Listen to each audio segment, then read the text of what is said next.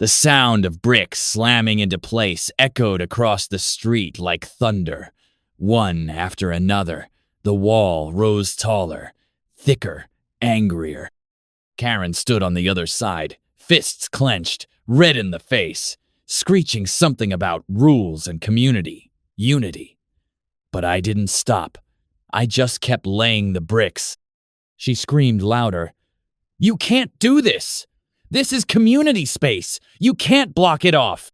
I looked her dead in the eye and replied, "Not anymore." That's when she lunged forward, arms swinging through the gap in the half-built wall like a windmill of fury, knocking over my trowel, trying to grab the blueprints from my folding table. "You're violating HOA policy," she shouted. I calmly picked up a brick, held it up, and said, "This wall's going up whether you like it or not. You crossed the line, Karen."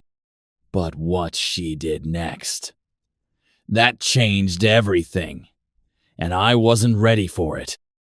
3 weeks earlier, things were peaceful. I had just moved into this quiet suburban neighborhood with my dog Max and a dream of sipping lemonade on my porch while listening to birds. I bought the corner lot at the end of Mapleberry Lanes, lightly bigger than the rest, with a side yard that sloped down into a patch of shade trees. It wasn't much, but it was mine. The trouble started on day 2. I woke up to find 2 kid zones I'd never seen before riding scooters right across my lawn. Not the sidewalk, my lawn. Max barked like crazy while I rushed out in my pajama pants, waving my arms like a maniac. The kids just stared, laughed, and zoomed off. Annoying? Yes. But whatever. Kids are kids. But then, on day 4, I found a picnic table had been dragged onto my side yard, complete with paper plates, soda cans, and a frisbee stuck in the branches of my young maple tree. That's when I met her. Karen. She strutted over like she owned the sun, wearing oversized sunglasses, bright white sneakers, and a clipboard clutched like a weapon. "Oh, you must be the new neighbor," she said sweetly. "I'm Karen, President. Welcome to our community." I smiled politely and said, "Nice to meet you. Just a heads up, someone's been using my lawn." She cut me off. "Oh, that's community space. Everyone uses it. It's sort of unspoken." I blinked. "No, that's part of my lot. I bought this house. That's my land." She laughed. "Oh, honey, don't worry. You'll adjust. We all share around here." I told her firmly that my property lines were clearly marked in the deed. Karen leaned in, lowered her sunglasses, and said, "That might be what the papers say, but here, the HOA says what goes." That night, I pulled up my property records, walked outside, and staked out the corners of my lot with bright orange flags. The next morning, they were gone, replaced by a tiny white sign. "Community picnic area, HOA approved." I was livid. I stormed over to Karen's house, knocked like thunder, and when she opened the door, she was wearing a bathrobe, sipping tea like she didn't just erase my boundaries overnight. "Karen, you took down my markers." "I don't know what you're talking about," she said, completely calm. "I'm going to the county. I'm reporting this." She smiled, but there was a storm behind her teeth. "You do that, sweetie. But while you're at it, maybe read the HOA handbook. Section 8. Residents must maintain and respect community-designated spaces. That yard has been used for gatherings for years. You think you're going to change that just by being new?" That night, I made my decision. If she wanted a wall between us, she was going to get one. I didn't start building right away. I wasn't stupid. I spent days going over the local zoning laws. I hired a surveyor. He confirmed that every inch of that yard was mine. I called a contractor to ask about building a wall. He laughed when I explained. Dude, you're in a suburb, not a castle. Can it be done? I asked. He paused. Yeah, but people will hate it. Good, I said, especially one of them. Meanwhile, Karen wasn't slowing down. Every day, more community stuff ended up in my yard. A foldable soccer goal, chalk drawings, a barbecue grill someone parked right next to my hedge. And people started showing up, families with blankets, dogs off leash, teens blasting music. My yard became a park. My dog couldn't go outside without a leash in my own space. I tried everything: warnings, signs, polite notes. They all disappeared. And one day, I came home to find Karen herself sitting in a lawn chair in my yard, sipping lemonade. She raised her cup and said, "Told you, sweetheart. We all share around here." That was the last straw. The next morning, I rolled out the blueprints. I ordered the bricks. I bought concrete, mortar, gloves, and goggles. And the moment the first brick hit the dirt, the neighborhood erupted. Karen came sprinting out of her house like a fire had started. "What are you doing?" she shrieked. "Building a wall," I said. "Over community space?" "My space. You want to test it? Bring a ruler." She pointed her clipboard at me like it was a sword. "You're making a mistake. A big one. I will get the HOA board involved. You're going to regret this." But she didn't wait for the board. No, what she did next wasn't just illegal. It was insane. And when I caught her red-handed, I realized just how far Karen would go to keep what wasn't H. Karen stood inches from my half-built wall, huffing and puffing like the big bad wolf. She had just threatened to get the HOA board involved. But before that could even happen, she made a move I didn't see coming. What she did next wasn't just crazy. It was criminal. It started at 2:47 a.m. I know because Max, my dog, barked me awake.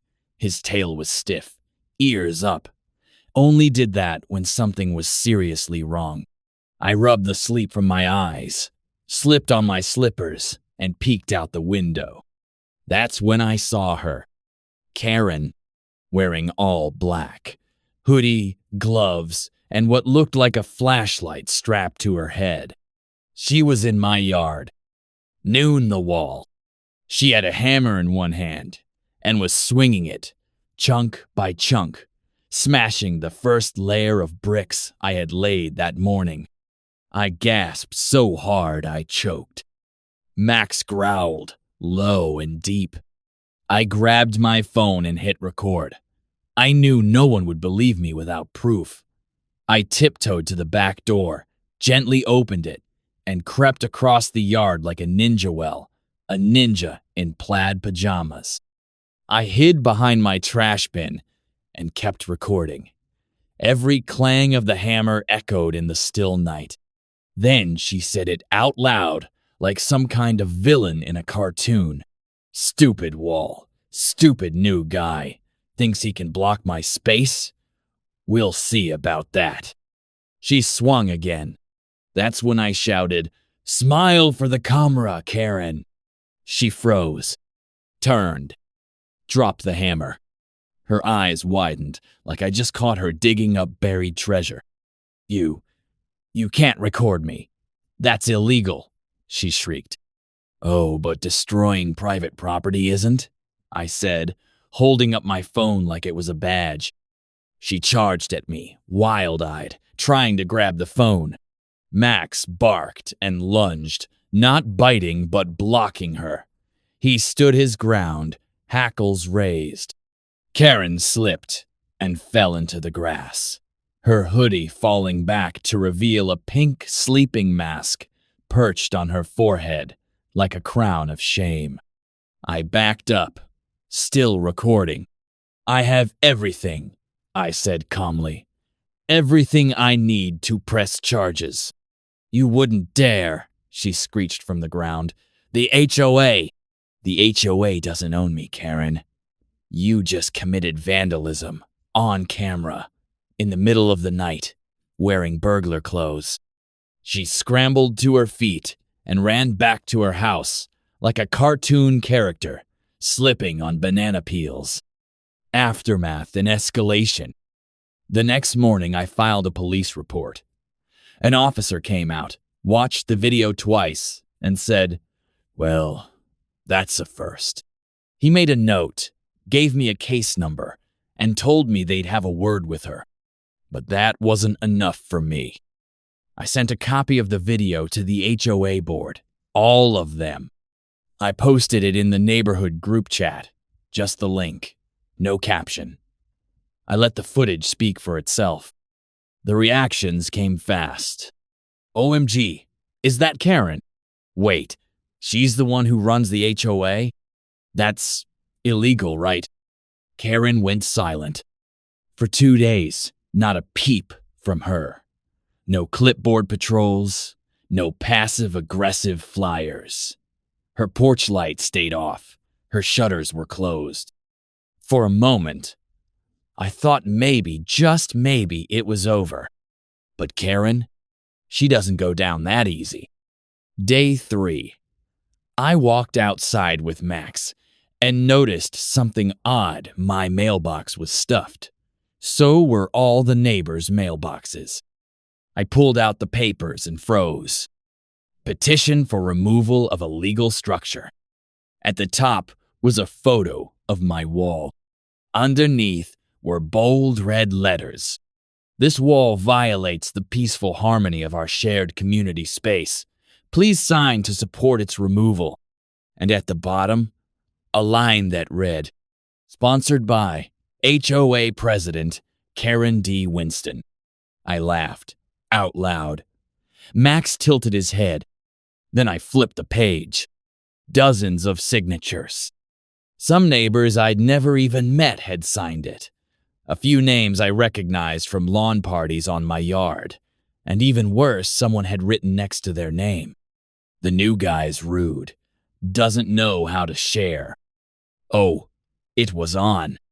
I went door to door with a copy of the surveyed property map and a fresh video reel of Karen's midnight hammer party. I explained calmly this was my land, my legal right, and she had crossed a line. Some apologized. Some refused to talk to me. But one family? The Sandoval's said something that chilled me. She threatened to fine us if we didn't sign. "Fine you?" I asked. "For what?" "For improper fence color," Mrs. Sandoval said quietly. "Our kid painted one plank blue." That's when it hit me. Karen wasn't just a nuisance. She was a bully. And she used the HOA rules like weapons. Well, I had a weapon now too. The truth. I printed the video screenshots, the survey map, and the HOA handbook. Then I scheduled a neighborhood meeting. Flyers, emails, texts. The night before the meeting, someone left a mysterious envelope at my door. No stamp, no return address. Just my name in scratchy black ink. I opened it slowly. Inside was a single photo. A picture of Max. But not from my yard, from inside my house. Taken through my back window. And scrawled in marker on the bottom, "Tear down the wall, or things go missing." A creepy envelope was left at my door. Inside, a photo of my dog, Max taken through my back window, and a chilling message scribbled on the bottom in thick black marker. "Tear down the wall, or things go missing." At first, I laughed nervously. Maybe it was just a sick joke. Maybe Karen wouldn't go that far. But I had no idea. She already had. The morning, Max vanished. The next morning started like any other. I poured myself coffee, fed Max his breakfast, and tossed his favorite tennis ball across the yard while I checked my email. He chased it like usual ears, flopping, tail wagging. Then I got distracted. Just 10 minutes, that's all. When I turned around to call him inside, the yard was empty. No Max. No ball. Nothing. I called out, "Max! Max, buddy! Come here, boy!" Silence. I searched the yard, behind the shed, under the deck, around the half-built wall. I even checked the neighbor's yard. Still no Max.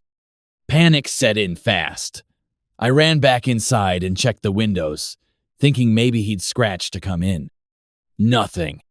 Then I remembered the note. Tear down the wall, or things go missing. And my blood ran cold. Suspenseful high, a clue in the camera. I bolted to my security system app and rewound the footage from the backyard camera. At 7:18 a.m., the footage showed Max playing with his ball. At 7:23 a.m., he stopped.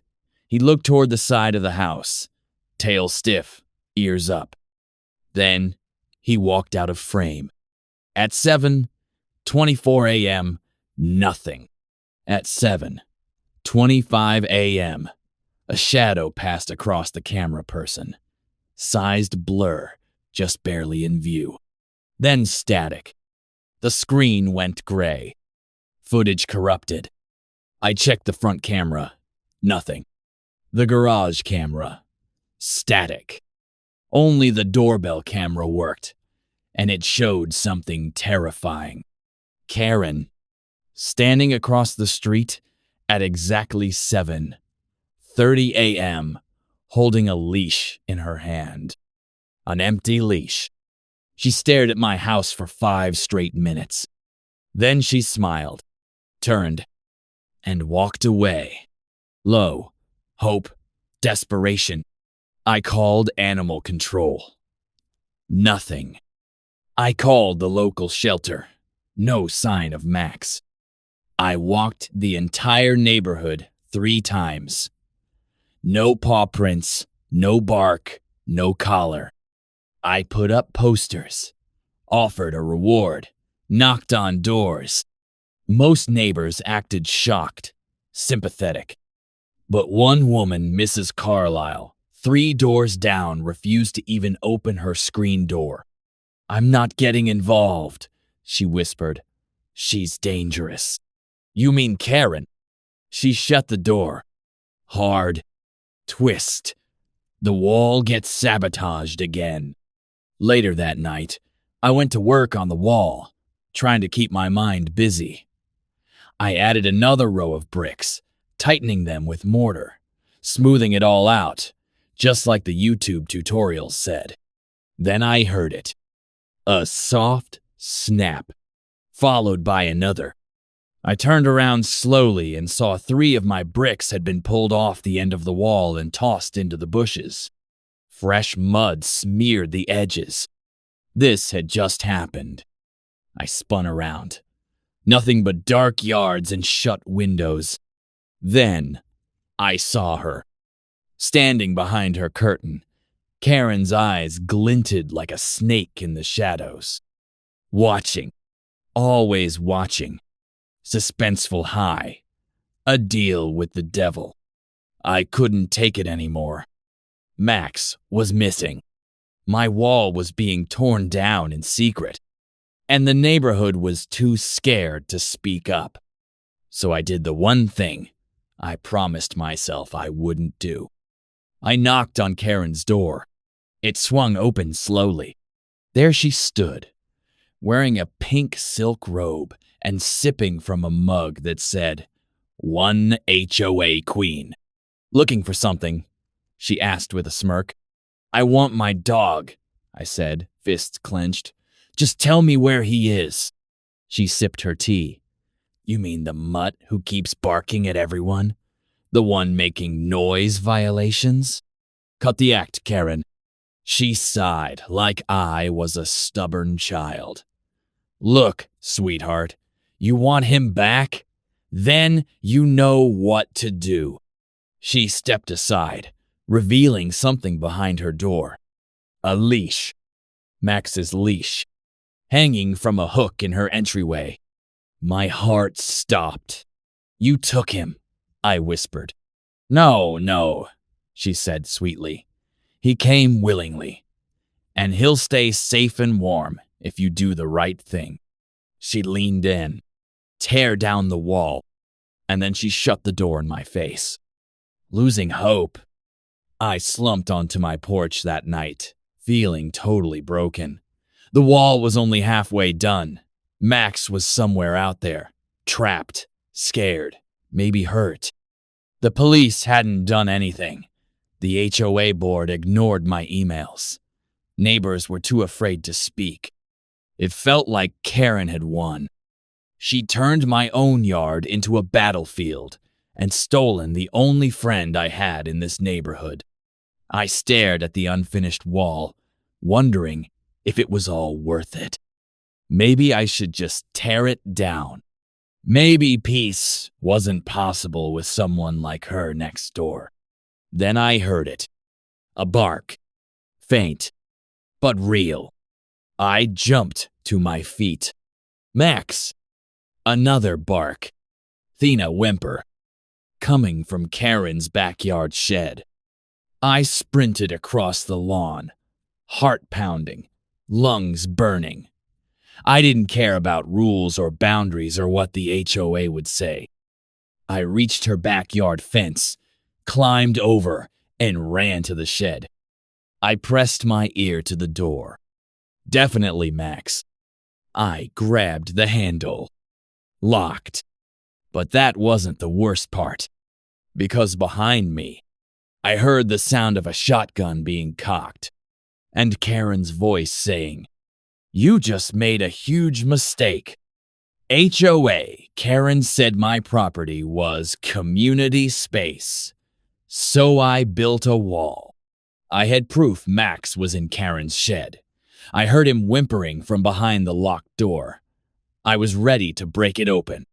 But before I could, I heard a click behind me, and Karen's cold voice. You just made a huge mistake. Hi. Trapped in her yard. I froze. Very slowly, I turned around. Karen was standing in her back porch light, holding what looked like a shotgun. But when I squinted through the dark, it was just a paintball gun. Still, she aimed it at my chest like she meant business.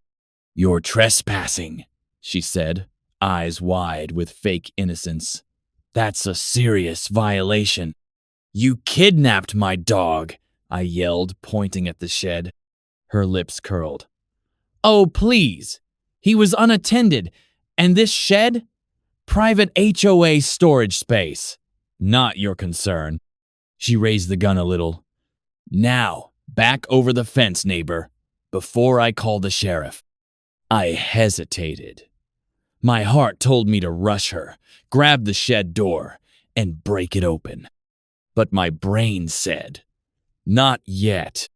She wanted me to mess up, to give her the legal upper hand. So, I stepped back slowly and climbed over the fence. Max barked louder. He knew I was there. My heart shattered with every whimper. I needed a new plan, and this time, I'd play smarter. Low. No one believes me. The next morning, I called the sheriff again. I told them everything. The photo, the leash, the barking from her shed, the trespassing threat. The deputy sighed.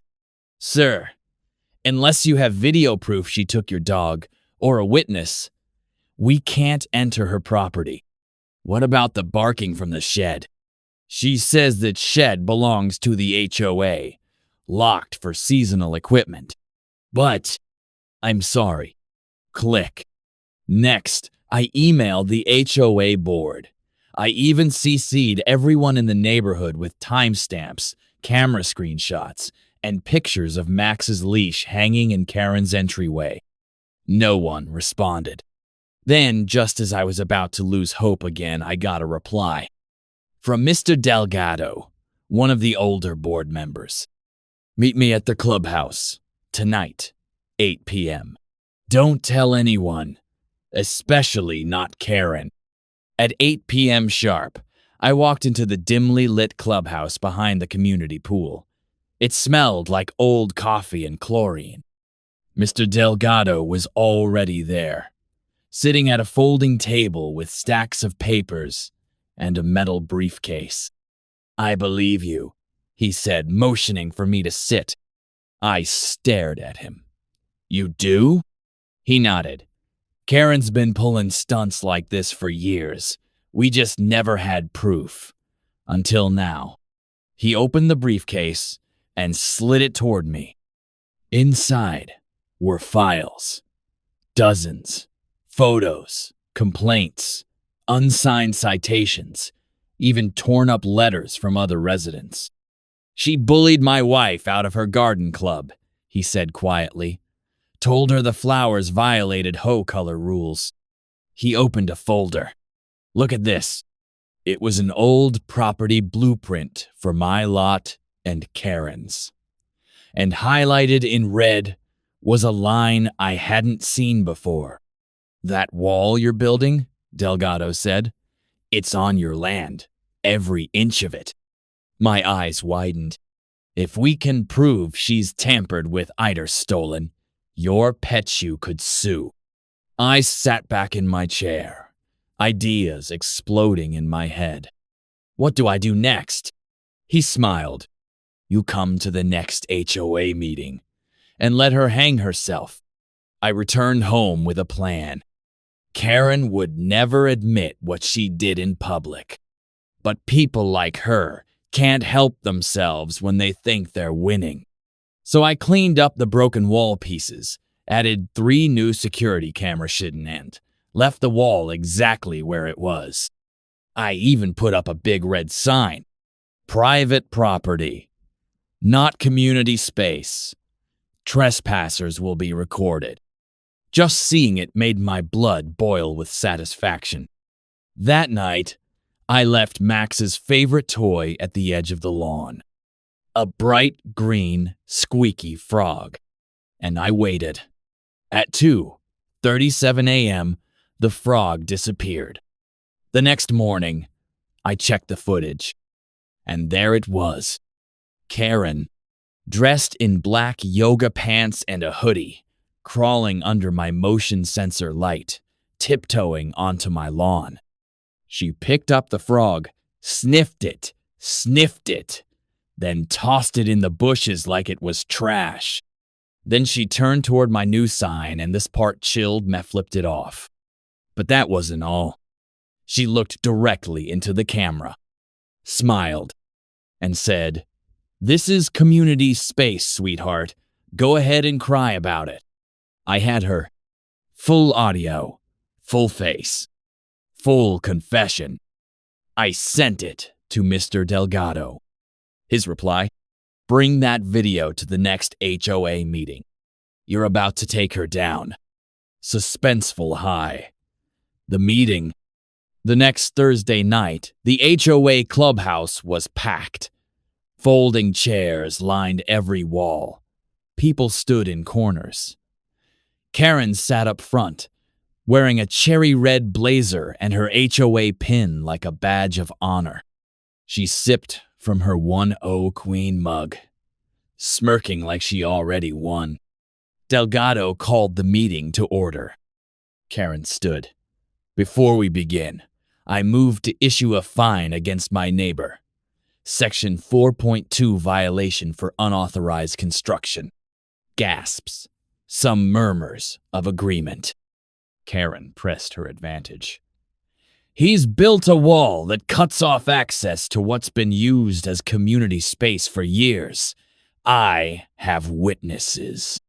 She turned to me, all smiles. "Well, got anything to say?" I stepped up, plugged in a USB drive, and hit play. The room fell silent.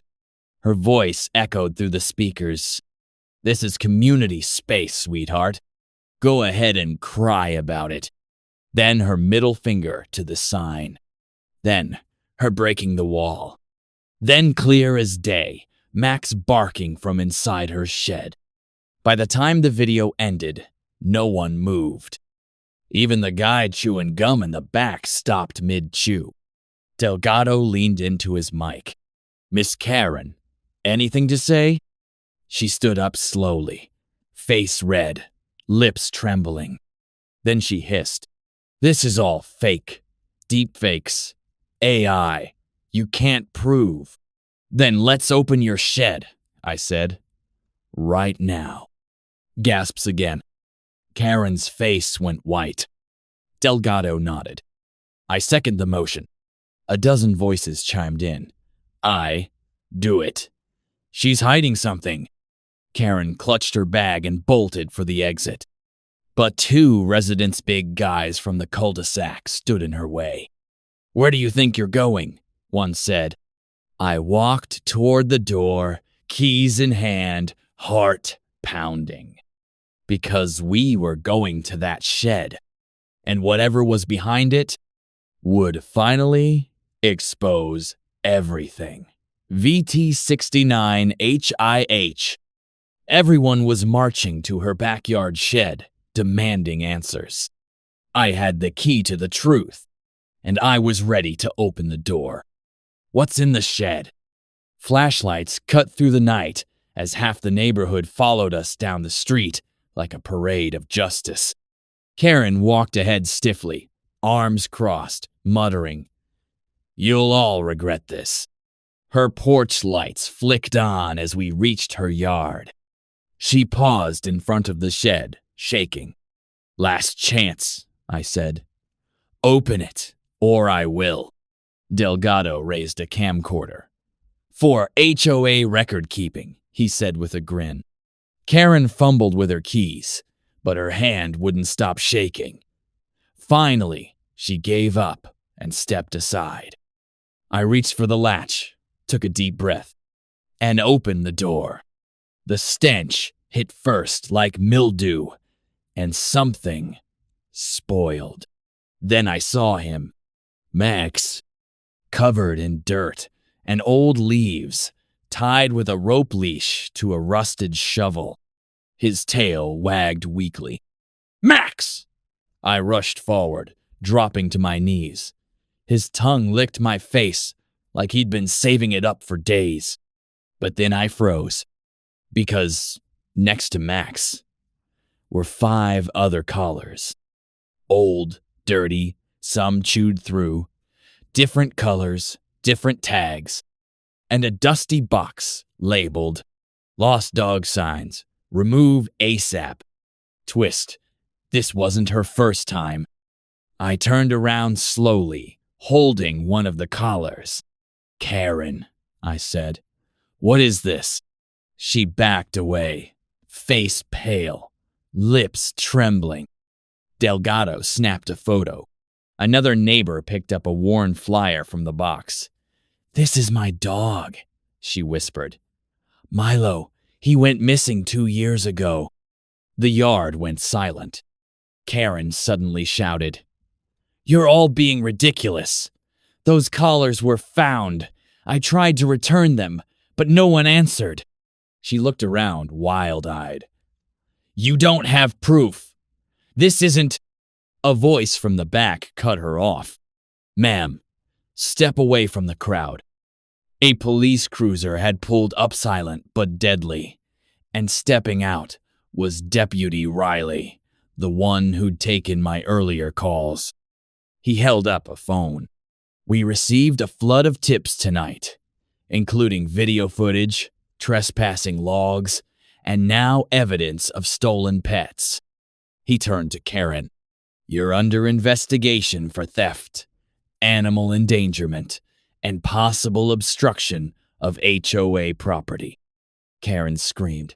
This is my neighborhood. I am the hoe. Not anymore, Delgado muttered. The deputy cuffed her. She kicked, screamed, tried to wriggle out.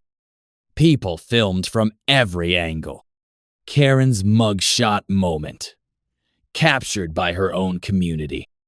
The next day, the HOA meeting minutes were posted. Karen was officially removed from the board. 3 lawsuits were filed down by me. One by another neighbor whose dog had disappeared, and one by the HOA itself for abuse of power. Delgado was appointed interim president. The community space Karen had claimed? Turns out it was never legally designated as such. My wall? Perfectly legal. I even added a plaque. Not community space. According to the people. I rebuilt it higher, stronger, and this time I added motion lights and flower beds around the base. Max got his yard back, and I got my piece. But not before one last surprise. Final twist. The letter. A week later, I got a certified envelope in the mail. No return address. Inside was a single page, handwritten. You may have won this round, but walls can't keep out what's already inside the gates. K. I stared at it, heart thudding. Max barked at the door. And somewhere, deep inside me,